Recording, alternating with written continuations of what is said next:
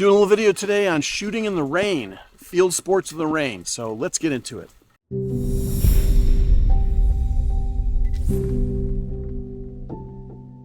There's a big hurricane coming and it's raining, and it's raining actually pretty hard. And so what I wanted to do is I want to do a little video on how I deal with the rain when I'm shooting games. It's football season, and we play, unless there's lightning, we play in the rain. This is a think tank rain cover that I really like, and I wanted to kind of show you. You can also see there's this little orange stripe on my lens shade. That's a Zemlin lens shade, which is this long. The Sony, it's this long. The Sony lens shade is only about that long. And so this is much better for being in the rain, because the wind will blow water into your front element. Once your front element is wet, you're kind of out of the game, literally, because you can't really see and nothing's in focus and it's all messy. So the key is to guard the front element. So basically what you do is you put this on, you slip it on, and you put the Velcro on nice and tight. And then the bottom, you can actually zip up. You can zip it up so that you protect the lens this way. And then you basically pull your hand in from inside here. And they have a window here that's got like a cutout thing for, Canon or Sony or Nikon or whatever. I don't use that. I just put this whole thing over my head because then I'm not wet. And basically I can now see everything I need to see through the lens. And I'm all nice and dry in there. It's pretty cool.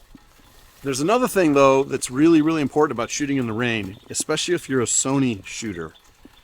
Our cameras have something called a multi-interface shoe, and it's the hot shoe basically. And on the top of the camera, you can see I've got a cover on mine right here, this thing. Now this guy was made by Sony for the Olympics a few years ago, but they never got into actual production. And so for years I've been recommending people buy the Nikon, the old DSLR Pro cameras, the D3, the D4, D5. They actually come with a hot shoe protector that's really well made. But worst case scenario, what you can use is you can use the one that came on your camera when it was in the box, just the little plastic thing. But the deal is, in the very front of that hot shoe, there are all these pins in there. If those pins get wet, you're in trouble. And the camera can actually mess up or start working wrong, or it can cease to function altogether. So if you're a Sony user, you got to protect that hot shoe at all costs, the MI shoe as we call it. You got to pay attention to the wind. Easiest way to do that is to look at the flag. There's usually an American flag at every game outside.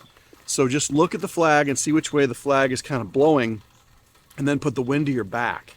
You want the wind coming from behind you, because that would be the opposite direction of where the front element is. It's really, really important. Now, you need to be strategically placing yourself on the field at the game. I get that. But what you need to do is think about which end zone you need to be on, which sideline you need to be on to have the most success with the lens you're using. And you got to really think about this at quarter change, when you have to change direction. Because now all of a sudden you might need to be on the opposite side of the field, not only the opposite end of the field, to shoot your team coming towards you. So these are all things to take in consideration when you're shooting in the rain. But the key is that you want to finish the game. You want to absolutely finish the game. If you don't finish the game, you've kind of failed as a photographer. And so it's really important to prepare yourself for in the rain. You also notice I don't have a camera on my neck. I don't have a second camera. I'm just going to go with a 300 for whatever I'm doing, because that way I know I'll get something.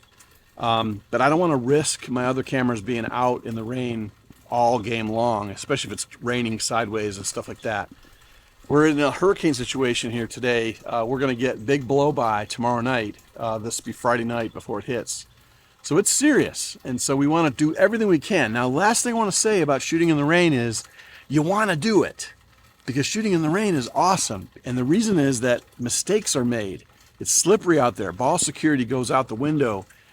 Kids fumble. They do all kinds of stuff. Players just have a really hard time playing in the rain because they don't practice in the rain. And so really there's some fantastic photographs to be made in the rain. It's wonderful. So don't not do it. And I've got this fancy think tank thing, You might have, you know, a 7200, a shorter lens. A plastic bag, you know, a garbage bag will work fine. Just protect the camera, but most importantly, protect that front element, because that's your friend. I hope this has helped you, and we'll see you next time. Thanks.